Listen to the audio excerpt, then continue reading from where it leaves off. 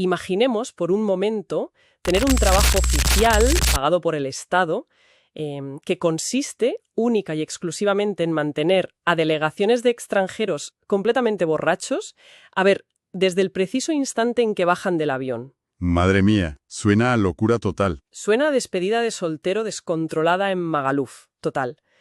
Pero en realidad estamos hablando de una de las estrategias de inteligencia más sofisticadas y letales del siglo XX. Una estrategia que, sorprendentemente, es la base para entender por qué hoy un hospital europeo puede amanecer bloqueado por piratas informáticos. Y fíjate que es un punto de partida fascinante, porque rompe de golpe esa imagen tradicional que tenemos del espionaje, ¿verdad?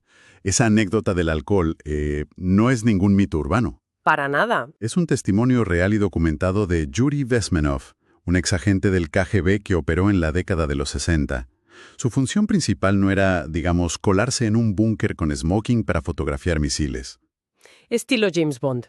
Exacto, nada de James Bond.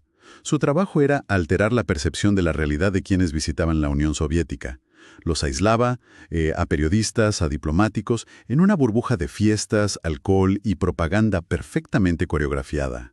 Y precisamente ese es el núcleo de nuestro análisis a fondo de hoy. Nuestra misión, para quienes nos escuchan, es entender cómo funciona realmente la guerra de la información. O sea, la subversión ideológica y la desinformación a nivel geopolítico. Pero no como una teoría de la conspiración, sino como una amenaza real. Eso es, no como un concepto teórico en un libro de historia, sino como una amenaza sistémica que está operando ahora mismo. Y para ello, tenemos sobre la mesa una pila de documentos que contrastan dos épocas y es apasionante. Totalmente. Por un lado, manejamos informes militares y estratégicos hiperactualizados de este año, 2026. Análisis del Instituto Español de Estudios Estratégicos, del Ministerio de Defensa y de la propia Unión Europea. Documentos muy serios que detallan la amenaza de lo que hoy en día llamamos guerra híbrida. Y por otro lado, y creo que aquí está la joya de la corona para entender el presente, contamos con las entrevistas históricas y los documentales protagonizados por el propio Yuri Bezmenov, esto es después de su deserción a Occidente en 1970. Que Bezmenov dejó un manual detallado paso a paso de cómo se destruye una nación desde dentro.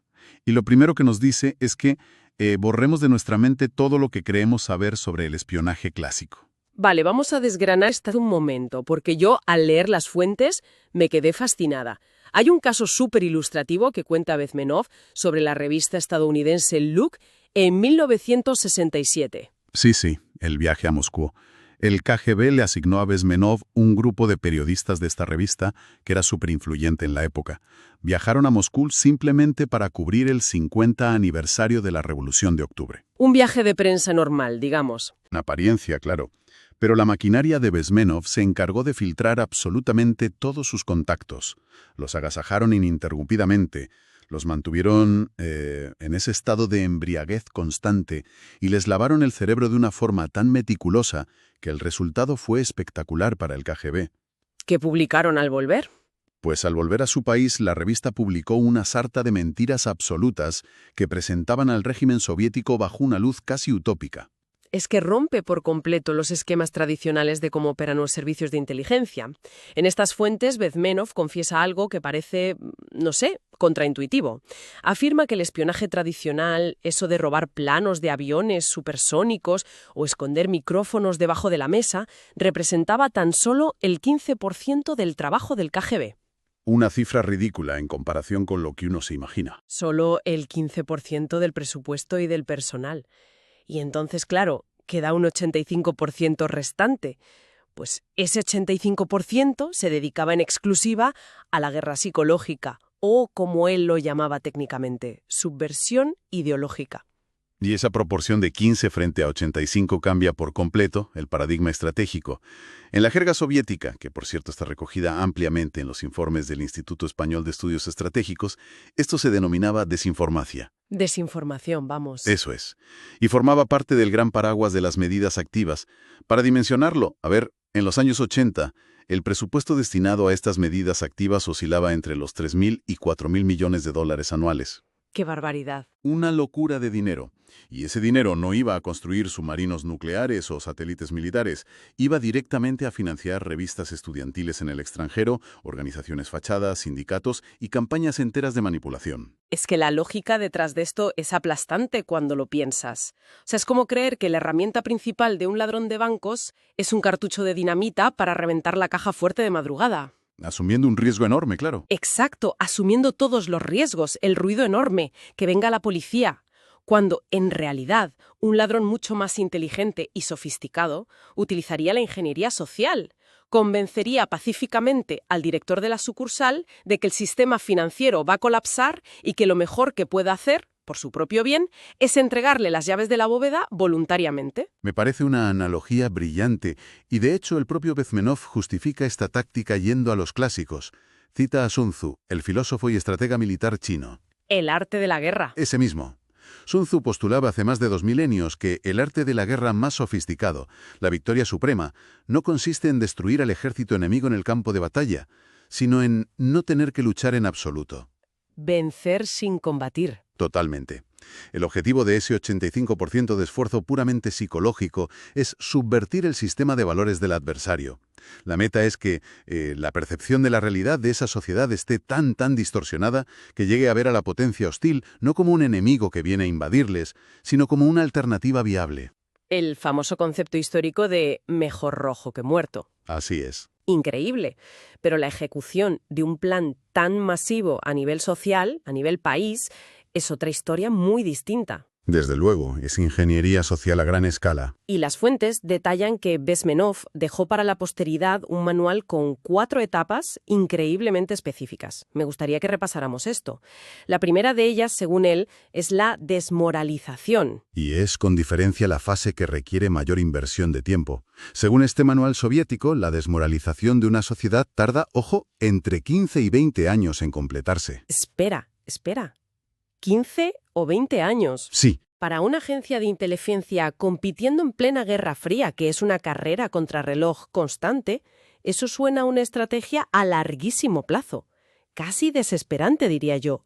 ¿Por qué estipulan exactamente ese margen de tiempo? Pues porque no se puede desmoralizar a un adulto que ya tiene sus valores cívicos y morales completamente formados. Es imposible. Esos 15 a 20 años son ni más ni menos el tiempo exacto que se tarda en educar a una sola generación de estudiantes en el país objetivo. O sea, van a por los jóvenes. Directamente a la raíz. Se trata de influir en los currículos educativos, infiltrarse en las universidades y moldear la cultura popular.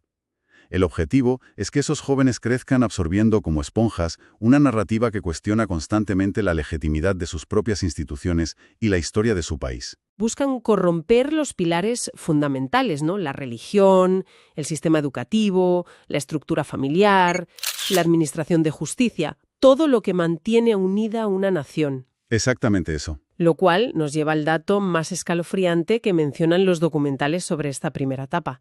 Y creo que quien nos escuche se va a quedar helado.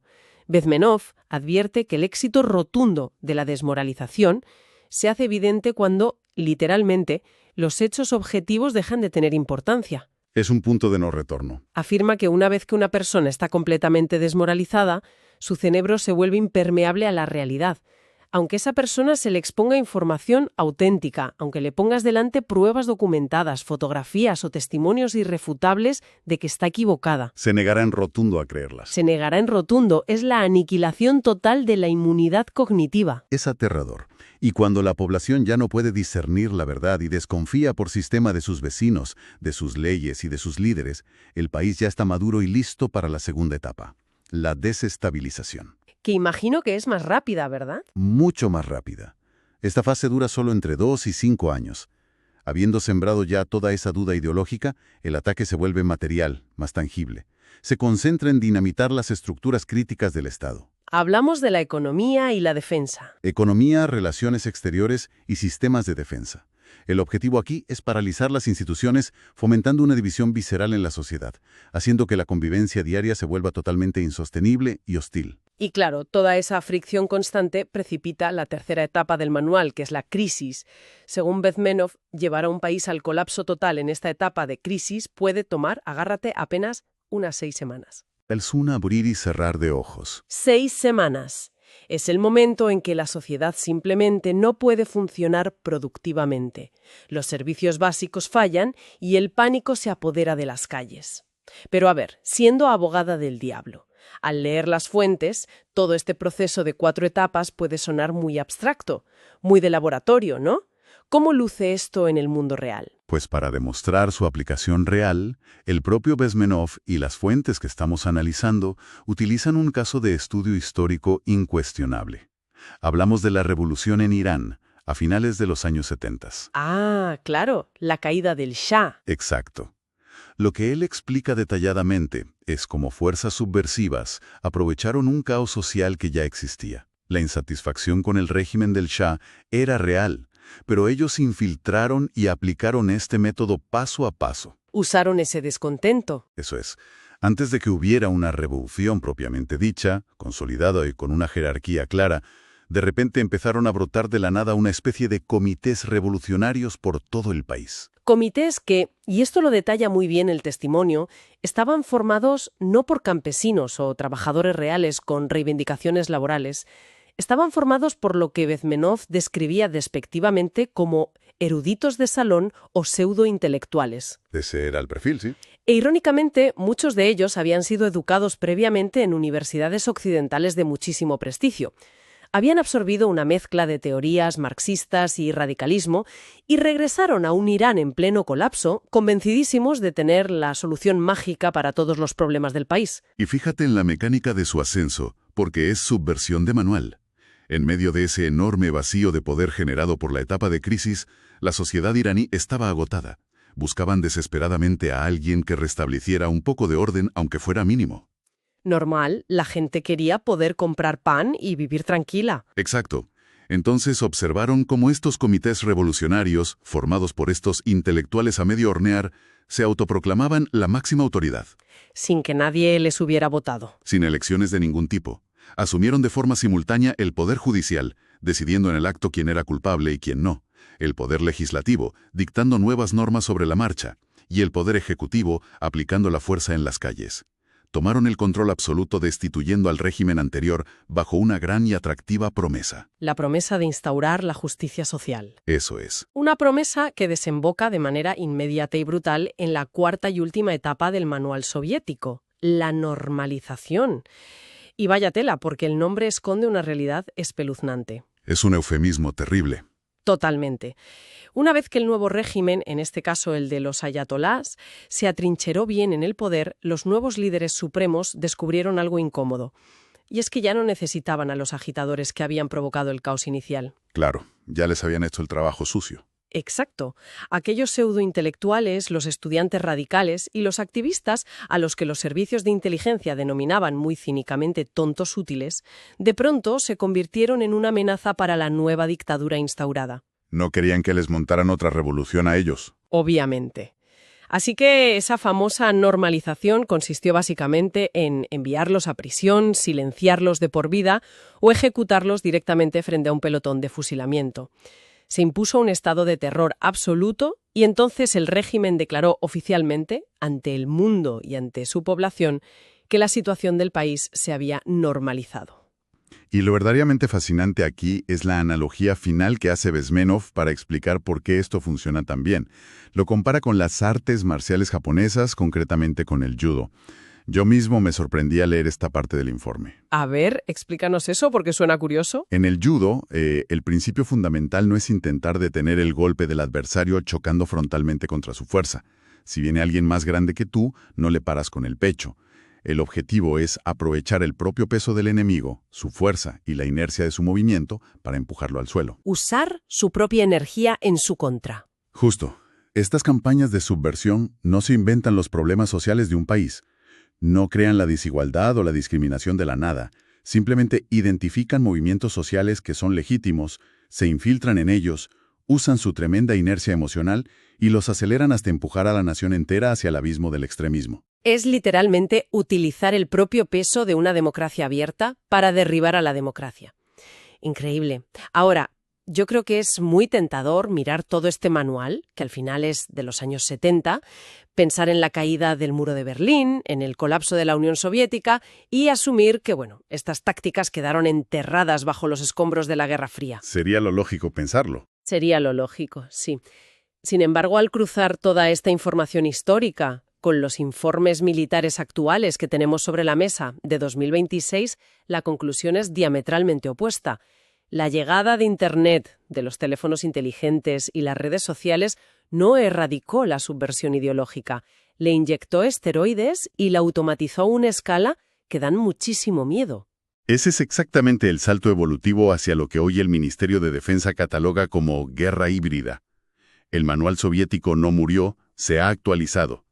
Y el punto de inflexión conceptual de esta nueva era se encuentra en la doctrina Gerasimov. Valery Gerasimov, ¿verdad? Valery Gerasimov, el jefe del Estado Mayor de las Fuerzas Armadas de Rusia. Este hombre articuló hace algo más de una década una visión en la que las reglas de la guerra cambian de forma drástica. Postuló que, en pleno siglo XXI, los objetivos políticos y estratégicos pueden alcanzarse de manera muchísimo más eficaz utilizando medios no militares. Pero a ver, detengámonos ahí un momento. Porque hablar de medios no militares, en geopolítica, suele sonar a diplomacia clásica, embajadas o sanciones económicas. ¿Qué es exactamente lo que cambia el paradigma de Gerasimov respecto a las medidas activas del viejo KGB? Lo que cambia fundamentalmente es la difuminación total de las fronteras físicas y legales. Gerasimov formaliza que ya no hay distinción alguna entre el estado de guerra y el estado de paz.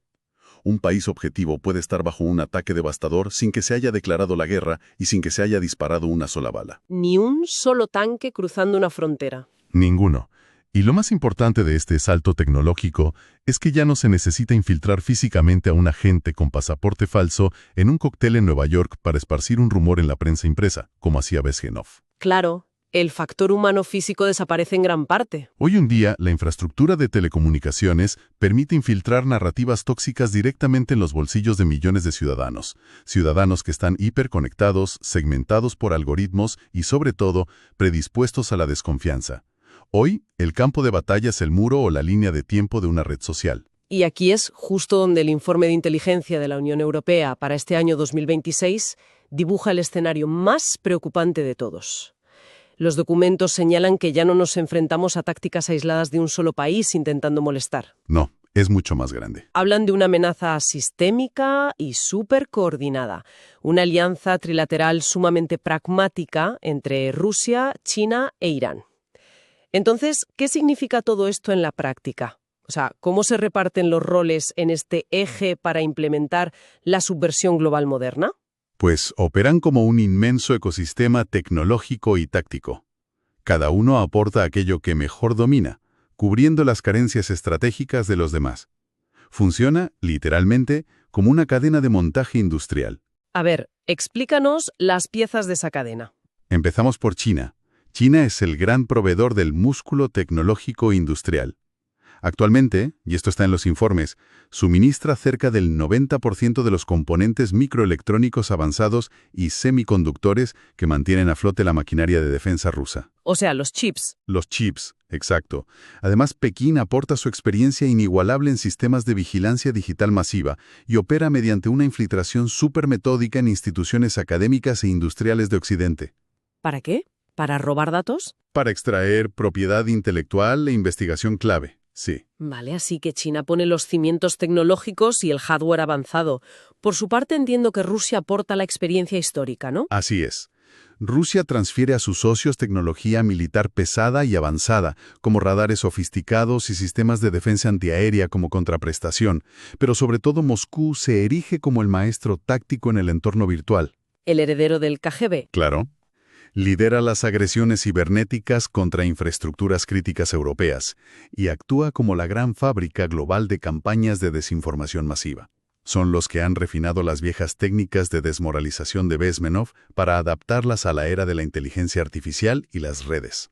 Y nos falta la tercera pata del taburete, que es Irán. Irán actúa como el gran elemento disruptor. Por un lado, suministra un volumen de fuego directo abrumador. Fabrica y envía miles de drones letales, los famosos Shahed, y misiles balísticos que son baratos de producir pero increíblemente efectivos para saturar defensas. Pero por lo que leo en el documento de la Unión Europea, el papel de Irán ya no se limita a mandar drones físicos. En absoluto.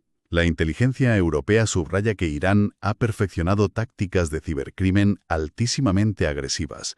Se han especializado en ataques de secuestro de datos, lo que conocemos como ransomware, dirigidos directamente al corazón cívico de Europa. Que es lo que mencionaba al principio del programa. Eso es. Fíjate en el dato económico. Solo en los últimos periodos analizados, estas operaciones iraníes de extorsión digital le han costado a la economía europea más de 1.200 millones de euros, impactando además en sectores vitales. Claro, y hay que dejar muy claro a quienes nos escuchan que no estamos hablando de robar secretos de Estado o códigos de lanzamiento de misiles. Estamos hablando de que un grupo de piratas informáticos desde Teherán encripta los servidores de un hospital público en tu ciudad. Con pacientes esperando. Exacto, impidiendo que los médicos accedan a los historiales clínicos de los pacientes o que puedan meterles en quirófano porque no funcionan las máquinas. O estamos hablando de paralizar la operativa diaria de un banco de la calle. Y es crucial conectar esto con la estrategia de desmoralización de la que hablábamos hace un rato. Todo encaja perfectamente. Es que cuando un ciudadano de a pie va al hospital porque está enfermo y resulta que no le pueden atender por un ciberataque, o va al cajero a sacar dinero para la compra y el sistema bancario entero no funciona, el daño económico millonario es casi secundario. Es un efecto colateral. Lo verdaderamente grave, el objetivo real, es que ese ciudadano pierde instantáneamente la confianza en la capacidad de su propio Estado para protegerle y garantizar su bienestar.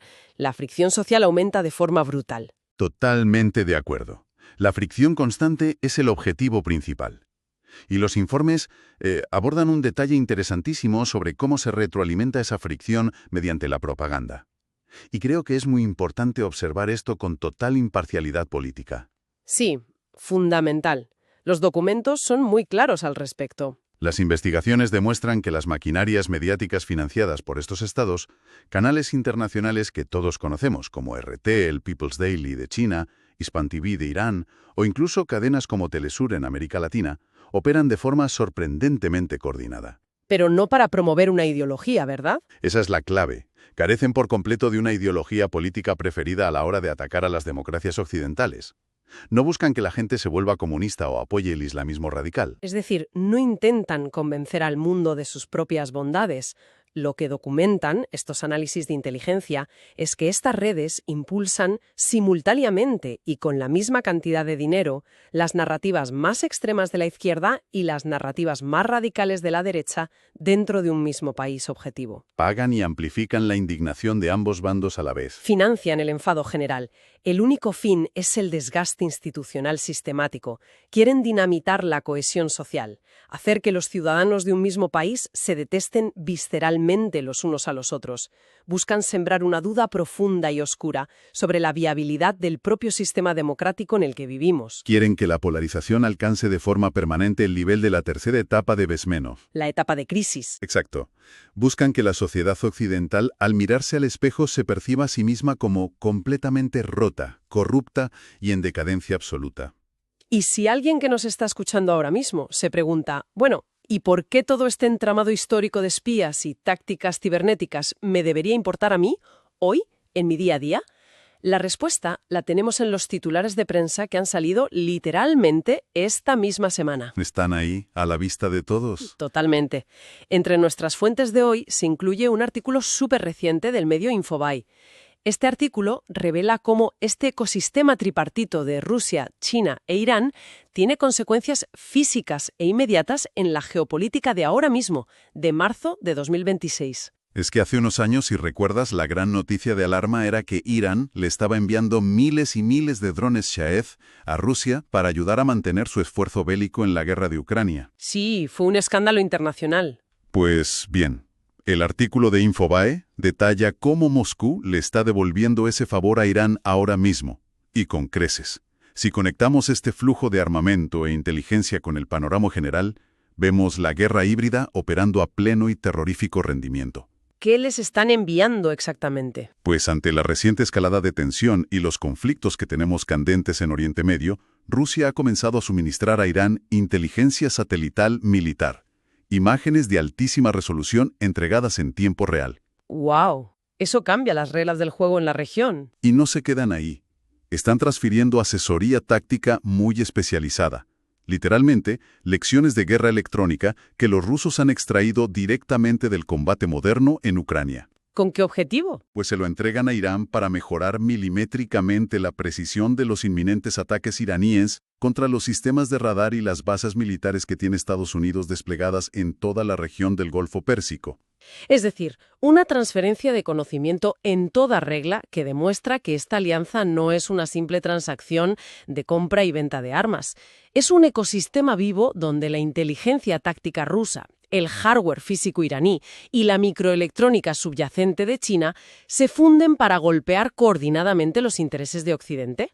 Es una coreografía letal. Y sin emitir un solo sonido, se están librando batallas igual de determinantes en los servidores de los ministerios europeos o en los grupos de mensajería de WhatsApp o Telegram de cualquier teléfono móvil. Todo forma parte del mismo tablero de ajedrez. Y el hilo conductor de toda esta historia lo que une a aquel joven espía soviético emborrachando a periodistas incautos en Moscú en 1967, con los ataques de ransomware iraní y la inteligencia satelital rusa de este año 2026, sigue siendo inalterable. La esencia es la misma. La esencia no ha cambiado ni una coma. El verdadero campo de batalla moderno no requiere trincheras llenas de barro, porque el objetivo primordial de todas estas potencias sigue siendo la desmoralización masiva de la población rival. Tal cual. Hoy, una campaña de subversión sofisticada no pretende convencerte de nada.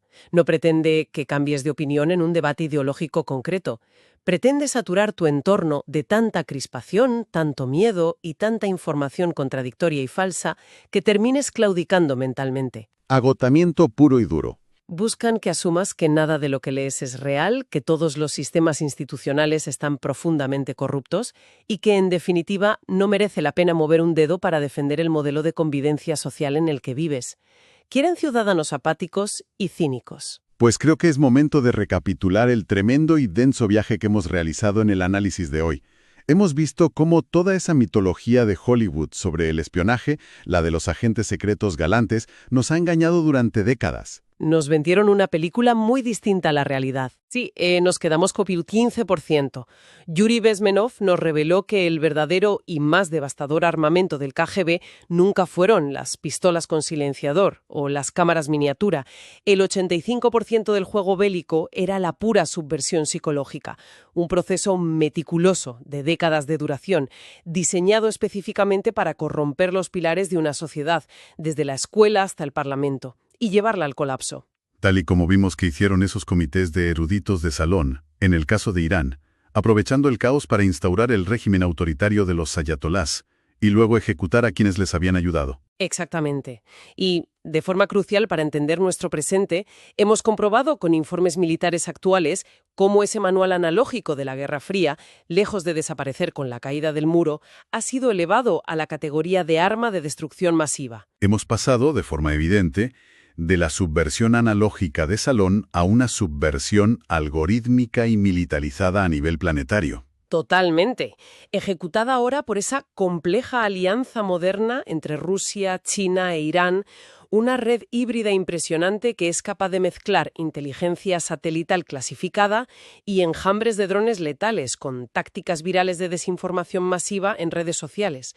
Todo para aplicar exactamente la misma receta histórica de desestabilización social, pero ahora a escala mundial. Y todo ocurriendo al mismo tiempo, en el mismo ecosistema. Lo que inevitablemente nos deja como sociedad ante un panorama donde la línea tradicional que separaba la simple información de la munición de guerra ha desaparecido completamente.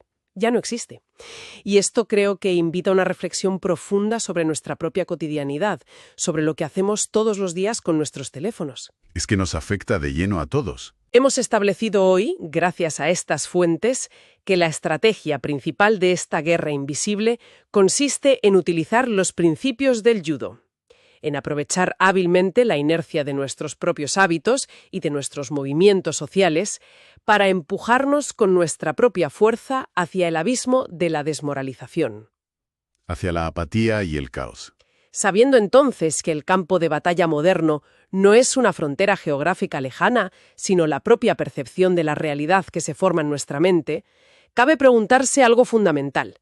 ¿Es posible que el simple acto diario de consumir frenéticamente más y más noticias en ese afán obsesivo e inagotable por sentir que estamos informados en redes sociales no nos esté haciendo realmente más sabios? Es una gran pregunta. Más patriótica resistencia frente a esta guerra híbrida del siglo XXI no consista en acumular más y más datos en nuestra cabeza, sino en aprender a cultivar, a proteger y a defender con uñas y dientes nuestra propia inmunidad cognitiva, algo que sin duda merece la pena meditar profundamente la próxima vez que sintamos el impulso mecánico de deslizar la pantalla del móvil hacia abajo buscando el siguiente titular indignante. Muchísimas gracias por acompañarnos y hasta nuestro próximo análisis a fondo.